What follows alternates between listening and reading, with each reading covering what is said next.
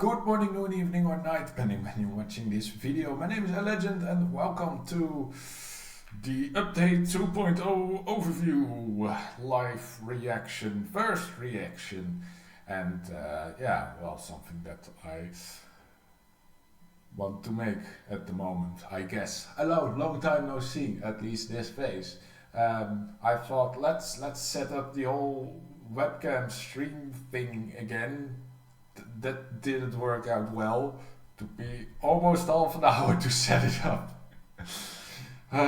Long time, didn't do it for a long time, that's for damn sure. So we're going to react to this, and I want to do this because I want to take my initial responses, my reactions, and try and make sense if I agree with this update, if this update is enough to entice me back into the game. Because my last update video, I thought about why I am trying to look for the end to my World of Tanks career after 12 years of playing, also with the 10-year anniversary of my clan. It's run its course pretty much. There are some things I want to finish up, but after that there's not a lot to do. But maybe this update, the big 2.0 update, the big thing that was coming for September, might have some elements to entice me back. But what are these elements? I made a very small list of points I really want to see or do not want to see. New maps, at first, new maps, and I make it maps, like plural, because I want to see at least, at minimum, 5 new maps being added. Now you can say that the enlarged mines version and the, the shrunken down, Klondike, the big map, the grand battle map, the icy one. Those are 2 recent revisions that were teased, so those are pretty much included, but that still leaves 3 completely new maps that should be added at minimum. New personal campaign, it has to happen pretty much. The teaser already suggested it, but maybe it's something else. But I want to have new campaign missions. That has to happen because it is the main driving thing that has kept me playing for at least a couple more years. One of the main things, next to a few others. Still the crew to 3 non-premium tanks, a point that I have repeatedly asked ever since they make that promise many years ago. And I'm still holding them to that promise, so maybe now. Artillery revision. I want to see artillery being revisioned in a completely new way. Maybe something more like how they do it on the Russian servers with the more assault artillery vehicles, more short range, more involved with the battle, harder to play, add some more skill, and maybe lower shelter verse, more flatten out gun arcs, shell arcs, so you cannot shoot over anything at any time. And if you can, because of the distance, the shell travel time will be so low that it's quite a skillful shot if you want to hit something. Now it's just point and click and it's not really great. Make it so that artillery will be visible better for enemy artillery. Maybe make it a mini game for artillery to counter battery each other more effectively, and make them more involved with the battle that way. So yeah, artillery revision. Also point from the teaser was the Paris bridge being destroyed due to a random event. I don't want any random events that is limiting the map traverse. Random events should open up the map, open up multiple flanking possibilities and not limit them, like they did on Safe Haven with the boat and the bridge being destroyed. although the bridge being destroyed. No, that was the bunker being caved in. It limits another like flanking possibility. That's not the way how it should be. New Tour of Duty or new clan content. Like Tour of Duty, a lot of people already have the Caro Compartimento 45. So maybe add a second road to a new tier 10 premium, tier 10 reward tank.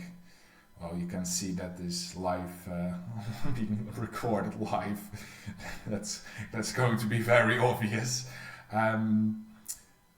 Also, new one that I've noticed, lesser mod restrictions. Now what I mean with that is that I've noticed that, especially with the EBR racing mod that I'm trying to like reuse for more funny clan event, that it doesn't work at all.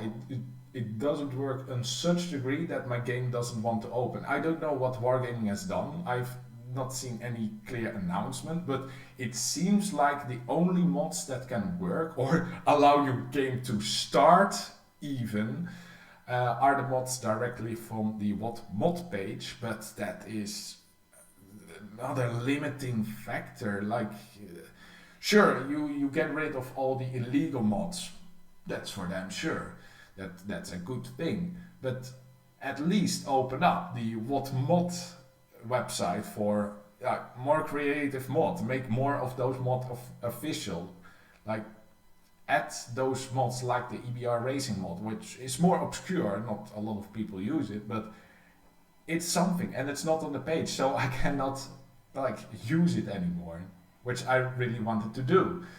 And that's also a factor of like seeking all the ways to play the game, which Wargaming doesn't allow you to do. So lesser mod restrictions or add more mods to the official page, and more free-to-play accessible tanks. And that is the most recent point about the most new content about tanks are in loot boxes, assembly shops, and like straight on gambling parts. Like, you have to put money into, and you're not guaranteed to even get tank. No, it's not the way. At least it should be balanced out more. The balance is too much swayed towards those like resource sponges, like put so much extra money into it or put all your resource into it, so you have to buy more resources again. So you cannot sustain having assembly shop to assembly shop or loot boxes to loot boxes without like paying up. Especially with the loot boxes, because you have to straight up pay. So those are the points, and I'm seeing that I'm already talking for almost 10 minutes. So let's get just straight in the video and hope that I am not reacting too slowly, or can make this video somewhat manageable to watch. World of Tanks 2.0 is the biggest and most important update in the game's history. It marks the start of a new era. More than 1.0? That was more graphics, so yeah.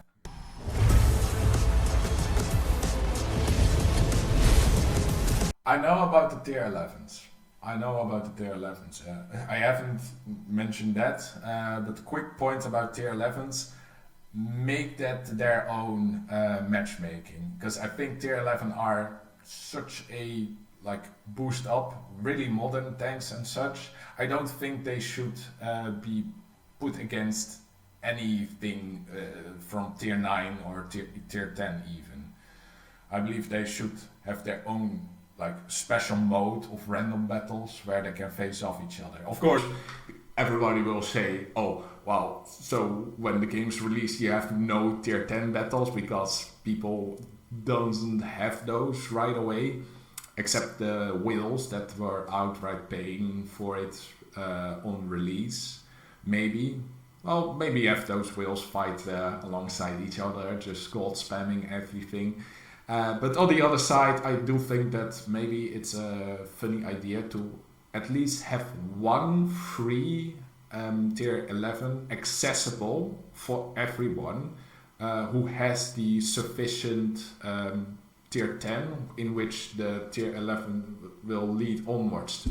So if you, for example, I don't know, the Leopard, I believe the Leopard was a Leopard 2 or something, or Leopard 1.0, because it didn't really look like a Leopard 2, but the Leopard tank as a tier 11. If you have the regular Leopard 1, you, for example, can choose to gain access for free to the Leopard 1.5, for example.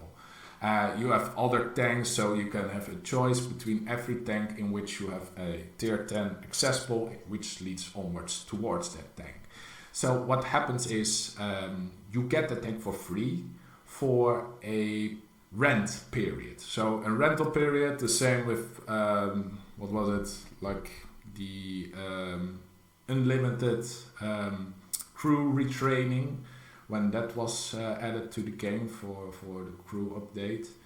Have that the moment you log in, not just the first month, and like get a feel about the tier 11. Like gameplay, like right away you can fill up the queue. Maybe everybody will play a certain tier 11, maybe make it at random to redistribute so that not everybody is going to play, oh, the tier 11 going onwards from the i7 is objectively the best, so everybody will play that or choose that. Maybe make it random, something like that, but it should be rental period, and after a month, depending on how much you play it, how much missions you have done with it, with special missions, you can buy it with a for less credits, so to say. But the same if you have those like super battle pass, or what you call it, just a battle pass in order to, well, buy a premium tank but cheaper. I don't know the English words. Something is it for sale for a certain percentage of the credit price, or now not the credit? The credit price. Yeah. So that's another 4 minutes of rambling. Let's continue. Let's continue.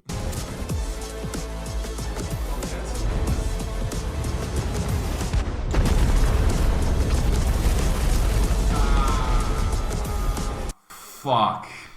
Yeah, we got that one. So that's a big downside, I believe.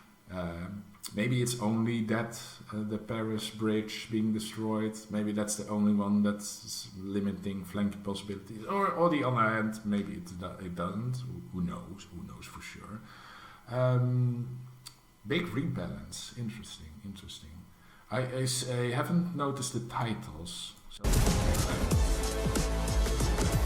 and story mission. Those are funny as well. Nice extra game. But new map, that's not plural. I want maps, new maps.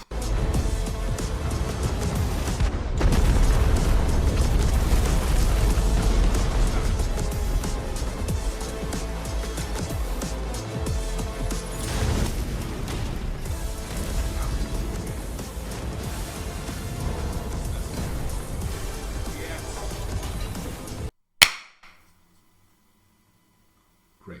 That's absolutely that's maybe I knew. Maybe I already knew, or I was already like, if you have such a negative view towards a company, you assume that they're just going to let you down every time. And when it doesn't happen, when the opposite happens, it feels more like, yeah, okay, they done it, great, but negativity bias is a real thing. but I'm generally happy about this.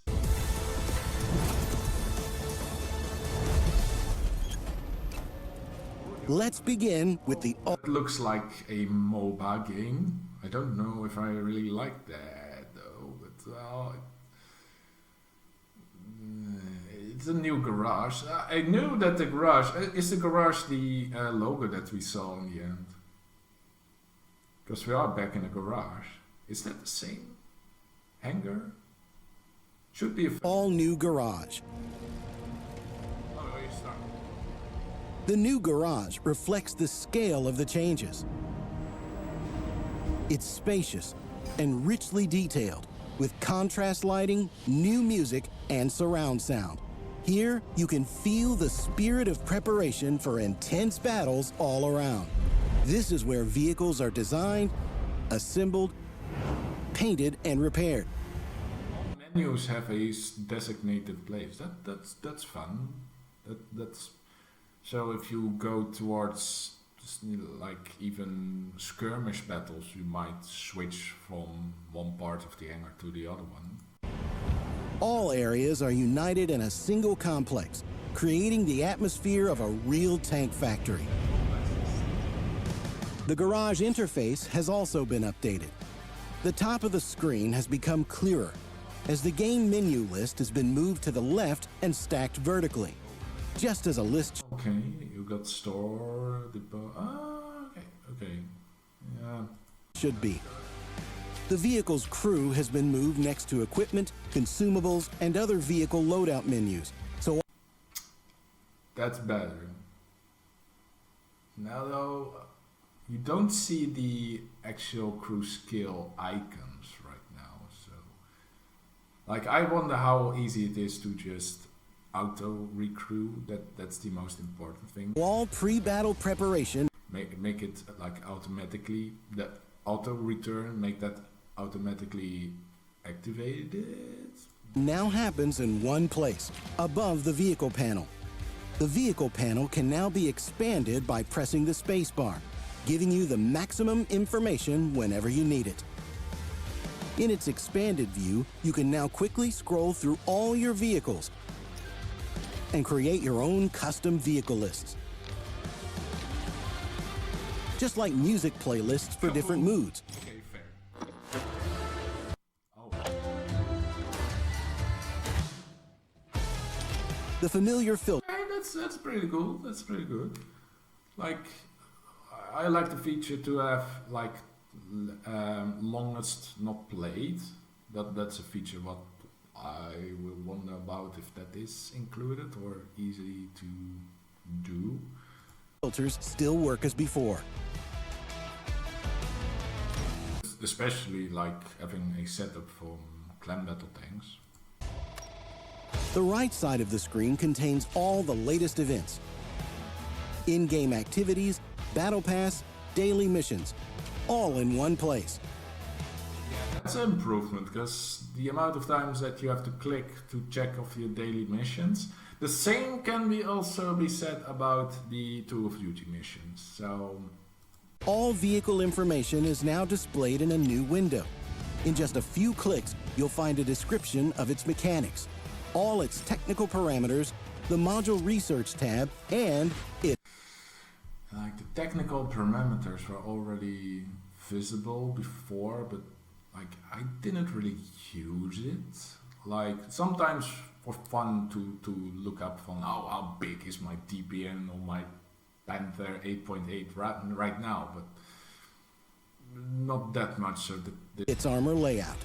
that is also quite important. Yeah, it's good to have that in game now.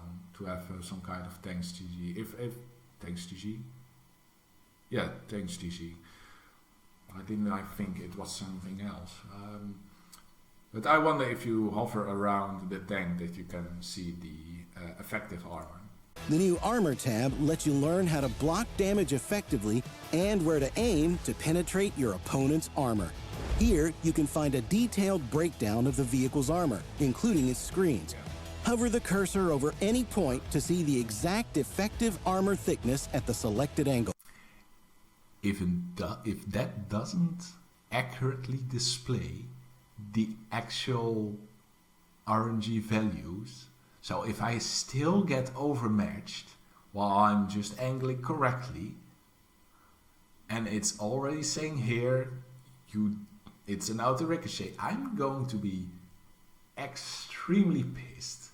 Because if tanks GG, third party, maybe it's wrong with side scraping, but I have so many times that when I side scrape, I'm not over angling my tank, and it just shot after shot keeps like penetrating too much. That happens. After the battle, you'll now have access to a comprehensive post-battle statistics screen. All this has made the interface more functional and better organized, while retaining the existing overall logic. The new interface and garage are an important part of World of Tanks 2.0, but they're just the beginning of the game's transition to a whole new level. Yeah, nothing more to say about it. It looks good. It's fine. Some improvements here and there for sure. Wondering how much further improvements might also be possible if they have looked at it. I'm certain where Wargaming has limited their potential, more or less. That's right, Tier 11. 16 brand new vehicles at once. 16? Wait, what? Okay, that is more than I expected. I expected like 5 or 6, not 16.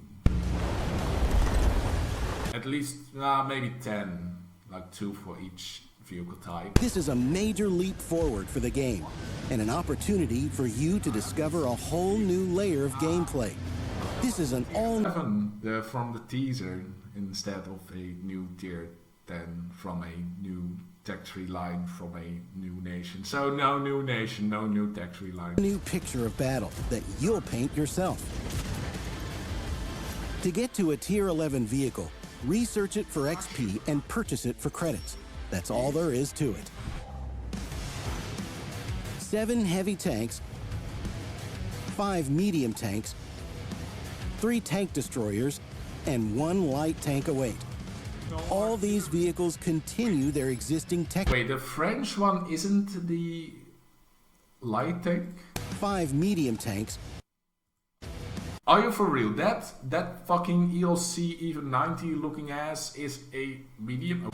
3 tank destroyers, and 1 light tank await. All 3 tank destroyers. How insane is the Tier 11 STRV? God damn. And 1 light tank await. All these vehicles continue their existing tech tree branches with their own tank away. Tier 11 vehicle. Research it for XP and purchase it for credits. That's all there is to it. So we got the mouse, the AMX-30, the... 7 heavy tanks. Ooh, is that the... Oh, that's the contender. Not the contender. The British double barrel. The... Fuck, I forgot the name. And it's an insanely busted tank as well, so yeah. The TVP after that, the Rinocerante, the Italian, the Chinese WZ, that's the American. This has to be an American one. 5 medium. Last one American. That is an American. That's a Leopard. Tanks. That's from the Centurion, I guess. That's from the CS. And that's obviously 3 tank destroyers. that is the British from the Badger, the Grill and the STRV. I can. Destroyers, and 1 light tank await. That's a Ramatal Panzerwagen. All these vehicles continue their existing tech tree branches with their own diverse playstyles. There's plenty to choose from. Each Tier 11 vehicle has its Wait.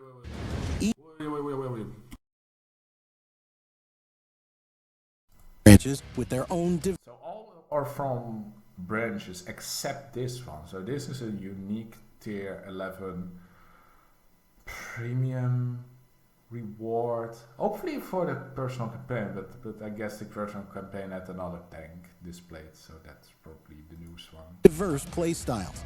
There's plenty to choose from. Each Tier 11 vehicle has its own unique mechanic.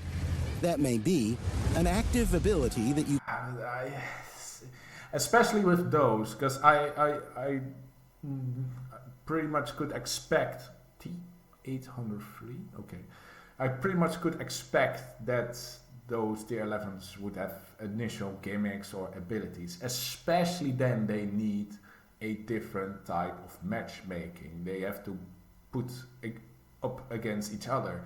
Because now with tier 10, like you are so much.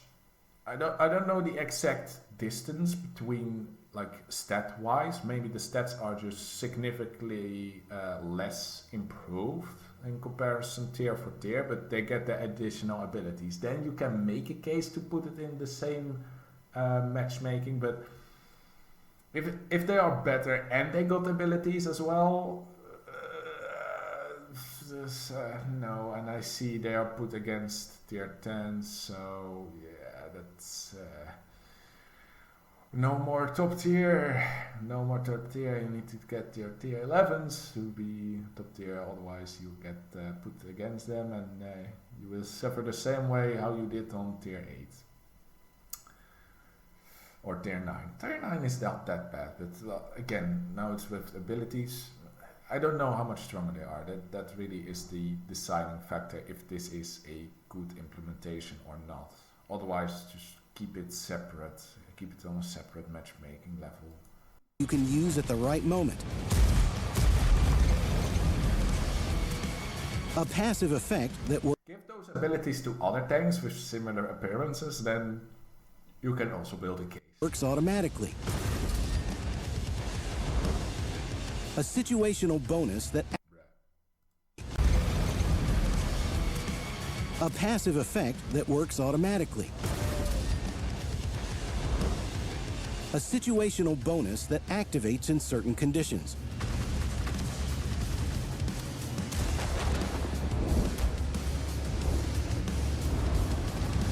Some boost firepower, while others enhance mobility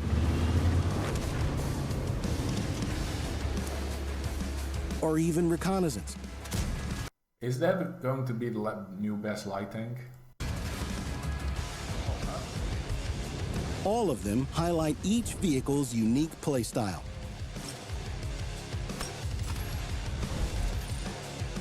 The new vehicles feature What? Upgrades?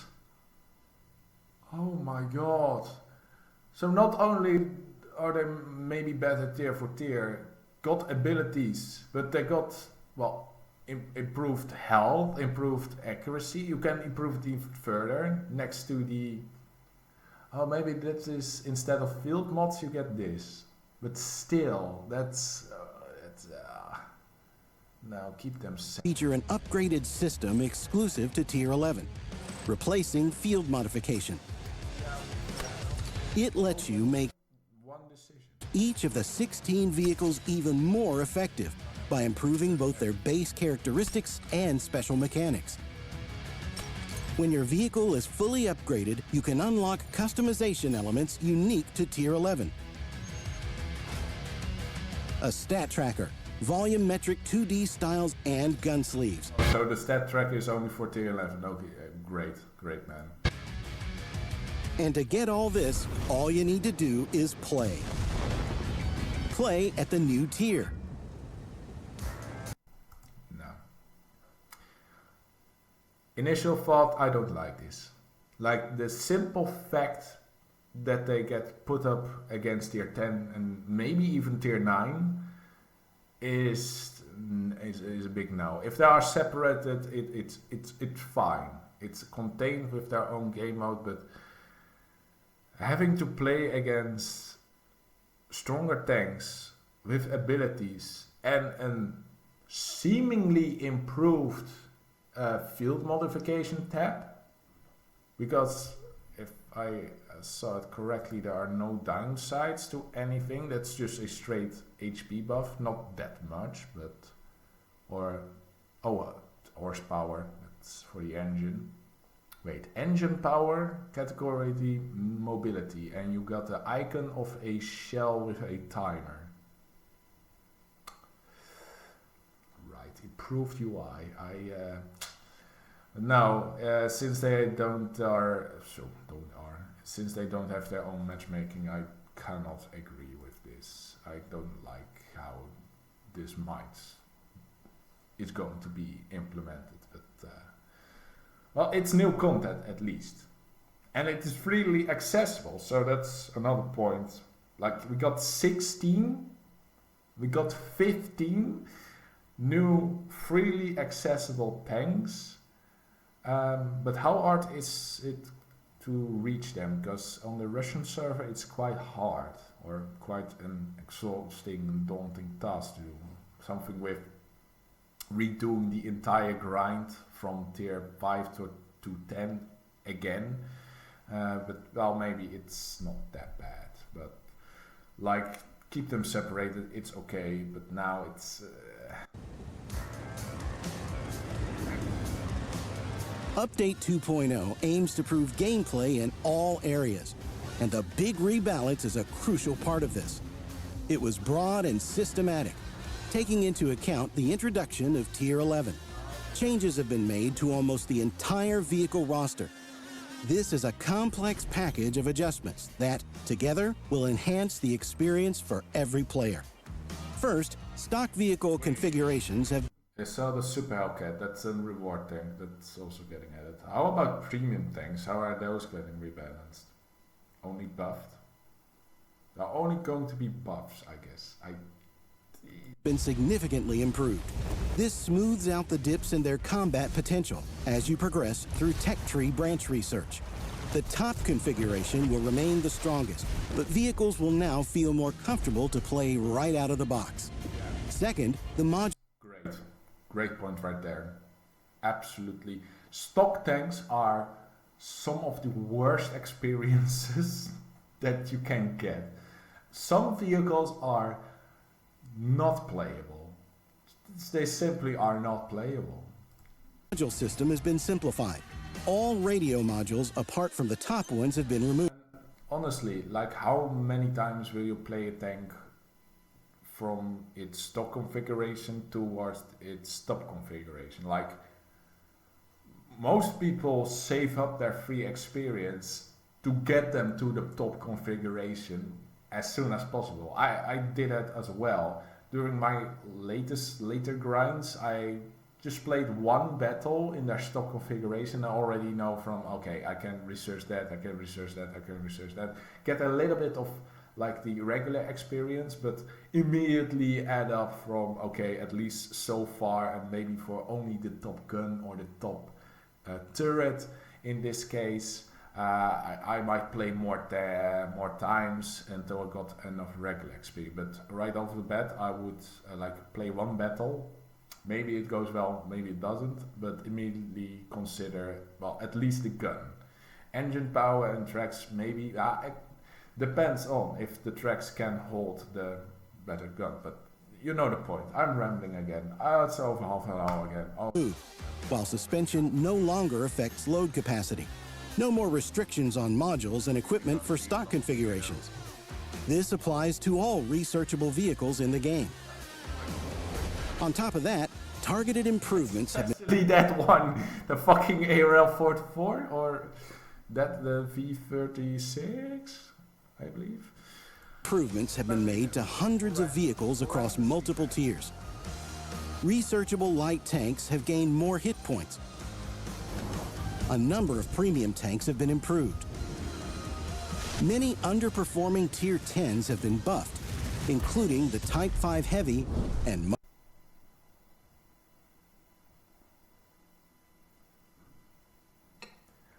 If their armor is improved, I'm going to be mad again. much more. All this will improve your experience as you progress through any tech tree branch. The Big Rebalance will improve the quality of battles, especially in tandem with the new Matchmaker. That wasn't announced. New Matchmaker. The Matchmaker is essential for a comfortable gaming experience. To make it smarter and more flexible, we've almost completely rewritten its core.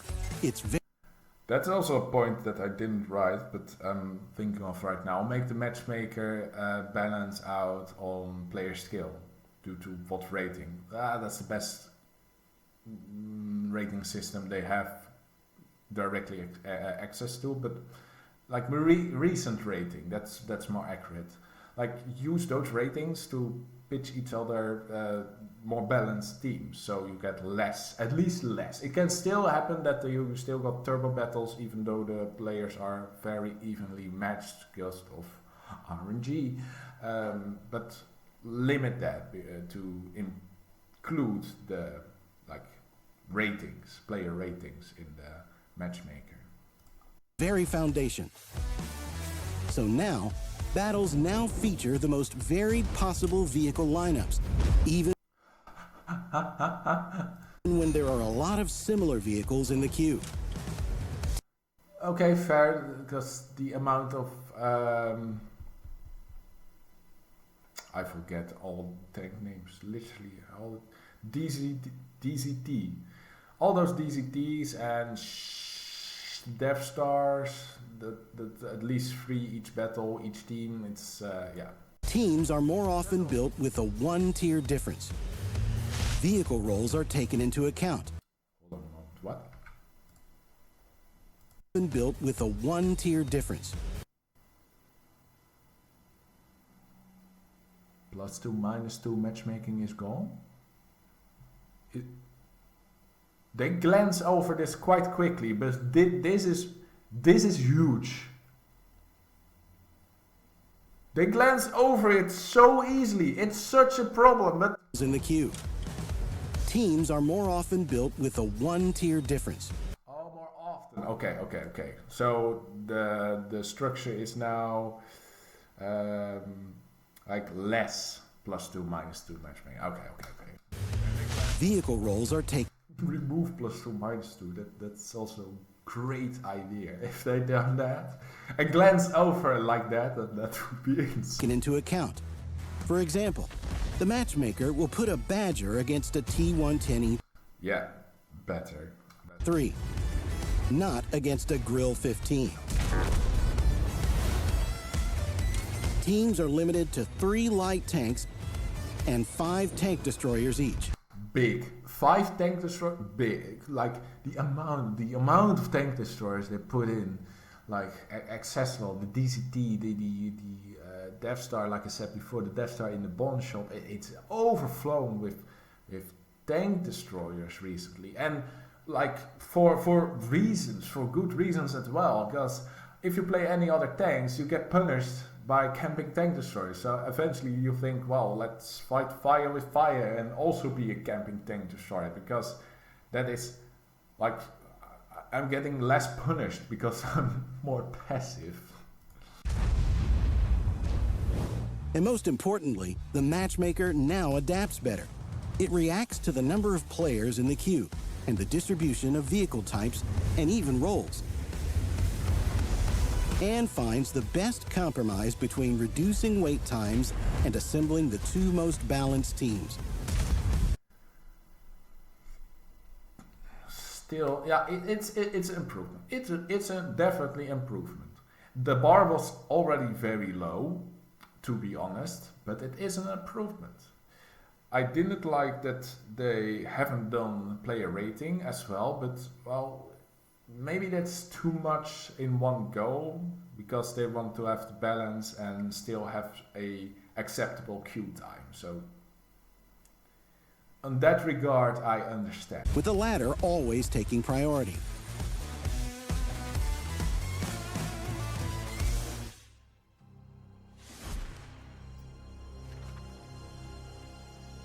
The world is on the brink of great changes. Their source is a tiny island called Nordscar. Your mission is to land there and infiltrate a secret base. Gather intel on a new weapon and stop the launch of a satellite carrying data. If leaked, it could change everything. Whoa. Is that the Magnus? Are we just accepting that this is going to be everywhere now? it's a good thing I haven't started about with the World of Tanks lore video, because this is also just add on. I don't know when I'm going to be able to start about that video. I keep postponing it, but there's so many other things. Could change everything.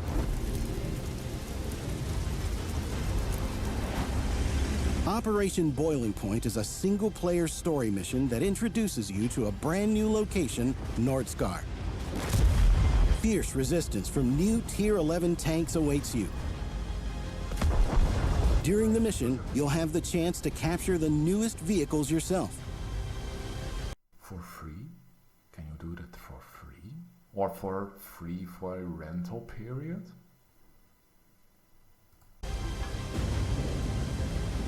Three different tanks will help you to adapt to what's happening on the battlefield. Switch up your tactics and vehicles. Utilize new abilities. Call in air support.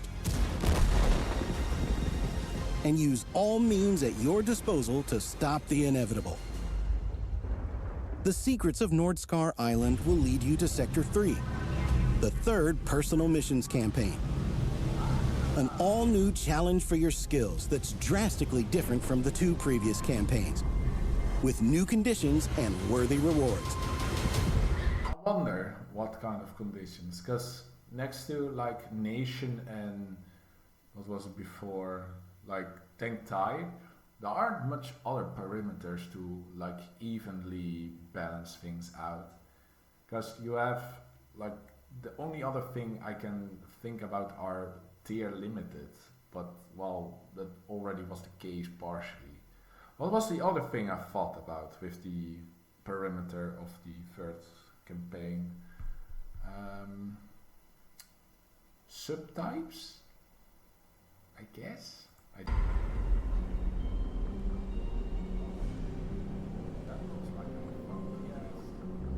The campaign consists of 3 operations. I hope that it's not as overpowered as the Object 279E was.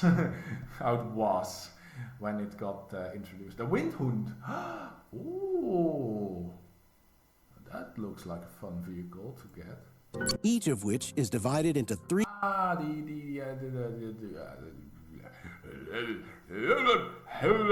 yeah, of course, the subtypes. series of missions: Vanguard, Ambush, Assistance. Okay. Each series is completed in vehicles of corresponding roles. I knew it, the roles, the subtypes. Yeah. Oh yeah, so it's now both tank type, but multiple tank types, but limited to the tank types with that corresponding role. Yeah. Nice element to use in combination with the new Matchmaker, by the way. No Assistance with... Okay, artillery is still a... missions are restricted by vehicle Oh, we don't get our artillery rebalance, I think. type or nation. Just 3 general groups by role. The mission conditions may not be easy, but they're all achievable. Each operation will be considered completed after its progress bar is filled. You can fill it not just through the main series missions, but also through daily and weekly ones, at any ratio at your own discretion. This means you're always moving toward your goal. Although if that's the case, the goal is going to be quite a lot. That's actually quite smart, because that really pushes players to get back every day. Like you have the daily missions, you have the Tour of Duty missions that are also daily, so you can stack them and keep players enticing to like come back and play on like daily basis to get as progressively efficiently towards their rewards. Even if you're stuck on a tough series mission. Yeah, that especially that. So these are going to be more like how the first campaign missions of the previous ones were, like the Stu 4 and the Excalibur. Those missions were just they are basically coming. Oh, they are basically coming down to just play the game, and over a certain amount of time, you just get it. It doesn't matter if you play well or not well. You eventually get it. It doesn't. It's such a steady move up, and when you go to the second part with already the T28 HTC and the Chimera, you already have to like really try to get those missions to get to your reward. But now it's just more simplistic. In a way, it does remove some of the skill or the bravado to get it. But I guess the earlier you get it, the more like bravado you get. So yeah, okay. After you complete your first operation, the Tier 8 wind... But that means that you can achieve it when you get all the missions, or you still need to have like a certain amount of days of like daily missions or weekly missions to accumulate enough points. I wonder if that's the case. Hun tank destroyer will appear in your garage. Awaiting you in the second Isn't already a tier 8? operation is the Tier 10 VZ60S Dravitz Heavy... It is the tier 11, that's the top one.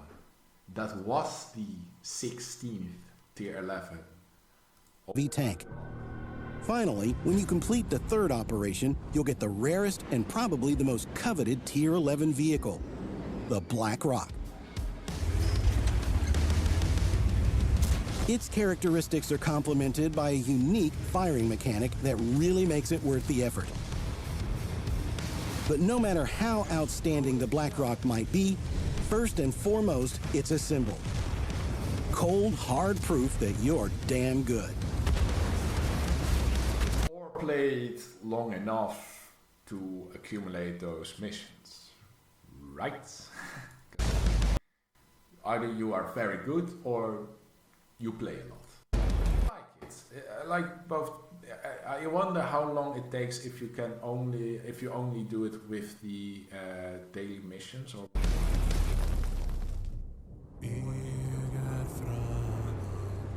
Generally speaking, new content, that's what I want. New personal campaign. Great right there. The fact that you can achieve the mission, achieve the tanks, the rewards, without completing all of the mission. Before you need those like skip items. You can skip certain missions that I'm currently trying to do with the Object 279E. If I got one more Chimera mission or two more Chimera missions with honors, I also get the object. But now you can just skip it by playing instead of hoping those items will get towards a black market shop eventually, like I did. Yeah. The My proudest moment, but something I need. island where the Sector 3 story begins isn't just the setting for a solo mission. It's also a full-fledged... It's not more maps, it's only this one. And alongside with Mines and Klondike, which are getting resized and added. I'm still missing 2 additional maps. So, like, this map can be great. I don't know the ins and outs, so I'm just going to glaze over and only say it's not enough map. fledged random battles map. Nordscar is a new battlefield that will transport you to a Norwegian island turned secret base. The launch pad and design workshops create cover and key positions on 2 different flanks. The workshops are the arena for close-range brawls, with the overhead pass offering the opportunity to close in on the enemy. In the center of the map, you'll have plenty of space to pick up speed, then find places to stop and spot. The launch pad has both enough space for maneuverable combat and terrain with cover. Its underground part also provides opportunities for flanking and sudden strikes. Explore this new map and its unique atmosphere. Find your own ways to victory on Nordscar. Another game mechanic improvement is the updated armor penetration indicator. Pressing the Y button lets you highlight the armor not only at the aiming point, but also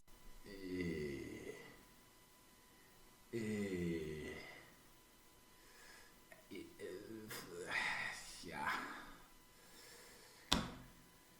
No. This dumbs down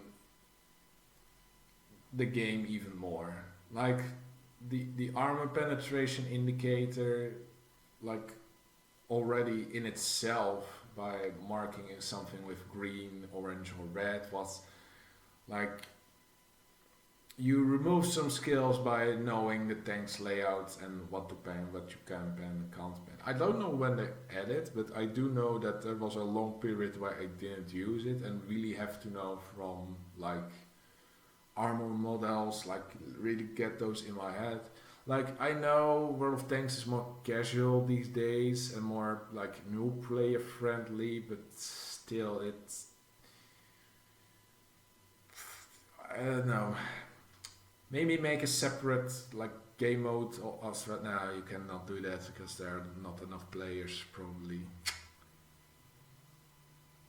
No, I don't like it from a perspective of a more experienced player.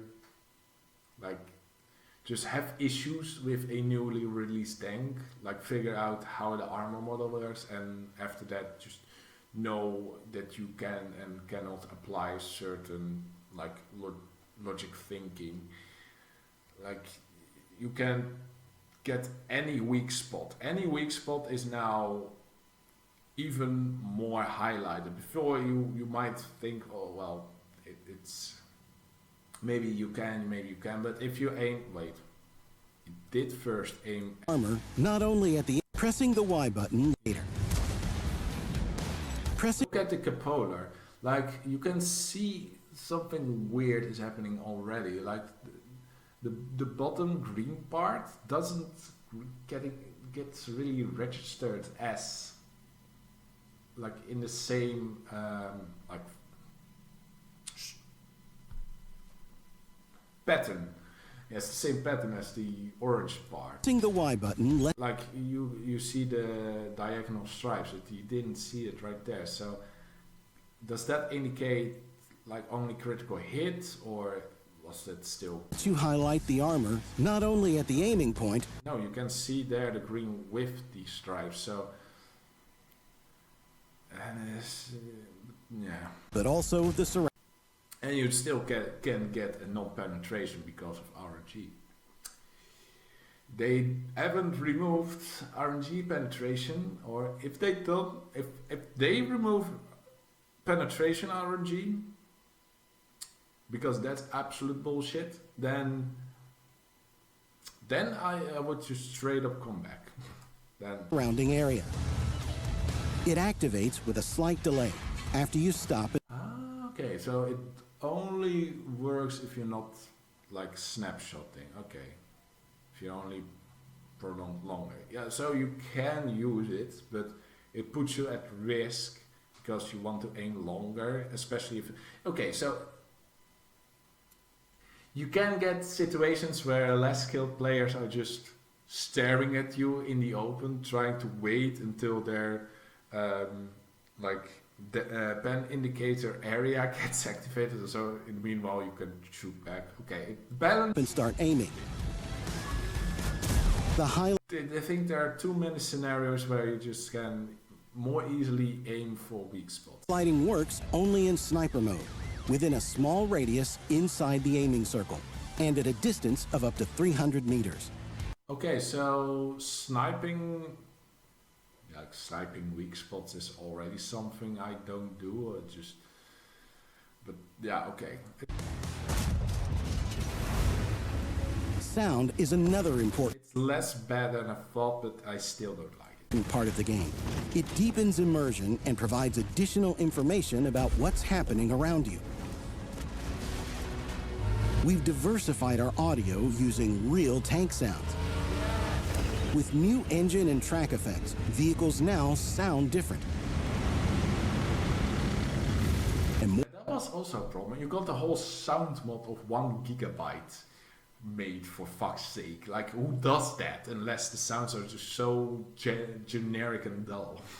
More importantly, realistic. All the audio was recorded using real combat vehicles at the Tank Museum in Bovington. I absolutely love that they've done that. That's amazing. Just literally put on like all kind of audio equipment on real tanks, because you have real tanks there. I was there, and the sound that those tanks make are just. You come back to World of Tanks from Tankfest, and you really feel like you're playing with toys. Like those are not tanks. Those are not digital tanks. Those are digital toys. Especially when you're actually standing next to them. Like the real life experience. If you play World of Tanks long enough, go to Tankfest at least once. It's an experience. After that, you will not see the game the same anymore, but it's still recommendable. Of course, it's recommendable. Fuck the game. Maybe less now, but it's still real life experience are far more important than in-game experience. That's for darn. Tank collisions now sound richer and more believable, while destruction sounds vary depending on object size and materials.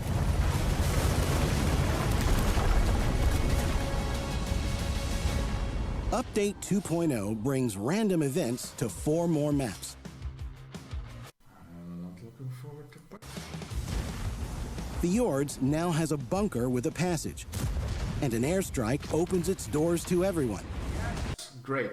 Opening up, creating more flanking possibilities. Amazing.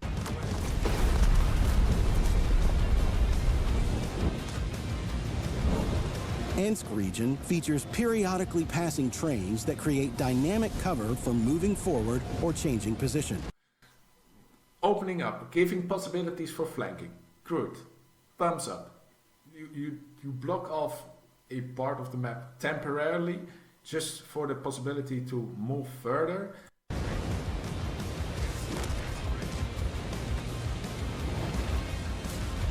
On Redshire, a downed airship can crash at any moment. Its wreckage forms a chain of cover between the center and the castle. And in the southern part of Paris, I'm neutral of that, because it doesn't seem that it will give more opportunities to break a stalemate. It entices more a close combat scenario, but you still have camping tank destroyers behind that can also profit from that and get a bit of the same scenario on the other side of the map with the other blimp, where if you get through it, you come with it, but you can't get further because you have the next open area. So it creates more close quarters combat, so that's good, but it doesn't really progress the game further, so I don't think it helped that much. The bridge was spoiling the entire view from the window. So its debris creates new cover for aggressive play, and even ramps. Yeah, okay, never mind. I thought it was limiting the. Now it's still limiting flanks because you get only one way. Like one, you creating dead end. One dead end on one side. No. To reach higher, bridge was spoiling the entire view from the window.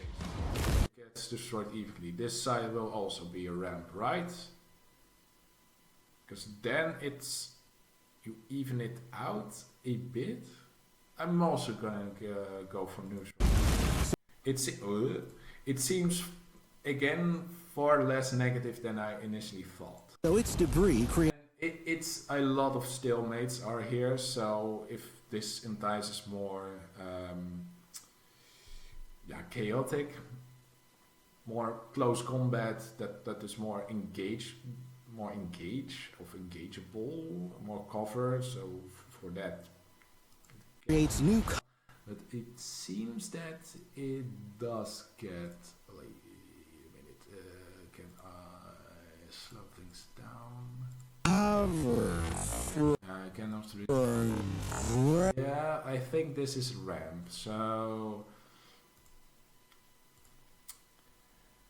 at worst, it's neutral. I'm not very sure if it's improvement, but it's not a downside like I've. Aggressive play, and even ramps to reach higher ground. You'll have more opportunities to close in and crush some armor. Tier 11. The Rebalance and Matchmaker, the improved interface, personal missions, and much more. All this is our new era. This is World of Tanks 2.0.